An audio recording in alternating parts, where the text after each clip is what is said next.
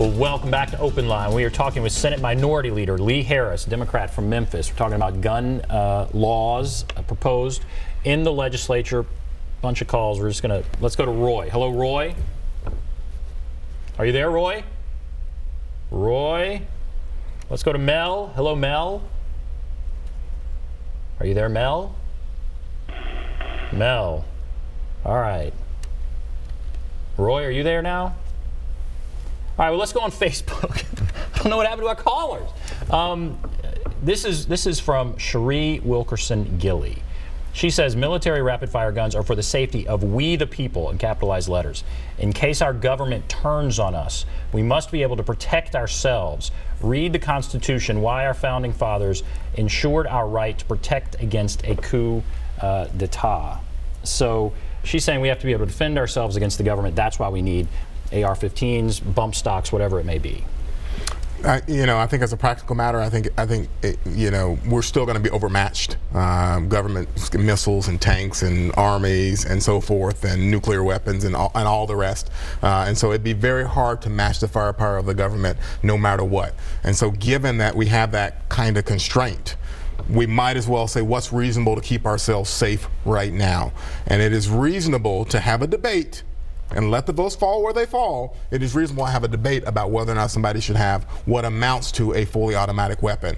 It's reasonable to have a debate about whether somebody can fire 90 bullets in a few seconds. It's reasonable that legislators want to hear from victims of Las Vegas, right, who were in the worst massacre in U.S. history, at least from a mass shooting perspective. These are reasonable things, and so that's all we're saying right now, is that we should be able to do the work over there without the kind of manipulation, the kind of cone of silence, the kind of tactics that we saw today. And it wasn't just not hearing a bill on bump stock regulation. It wasn't just telling the Las Vegas victims, go home, your experience doesn't matter. It was also childhood marriage, right? Jeff Yarborough, who represents the Nashville area, had a bill to ban childhood marriage. It's basically the idea that under 18 females, because it is mostly young girls, that young girls should not be married to older men. They talked about that on this show. Jeff Yarborough was on this show, and it seemed like it made sense. It was banning people from getting married under the age of 18.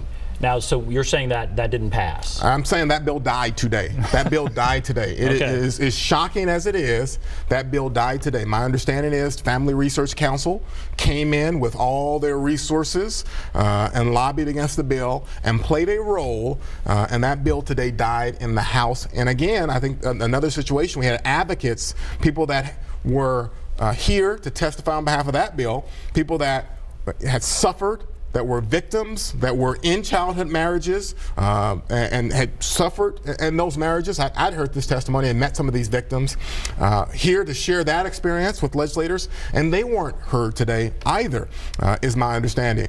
But either way, that bill failed, and so childhood marriage is still a possibility in Tennessee, even with all that we know, even with all the abuse, and even with the Me Too movement and the No More movement. We weren't able to move the ball forward on something that, you know, just seems pretty reasonable, that young girls shouldn't be legally able to marry older men. And yeah, okay, all right, we just have 30 seconds. All right, so we're going to take a break, and then we'll come back. We'll wrap everything up. We'll take a break, be back right after this.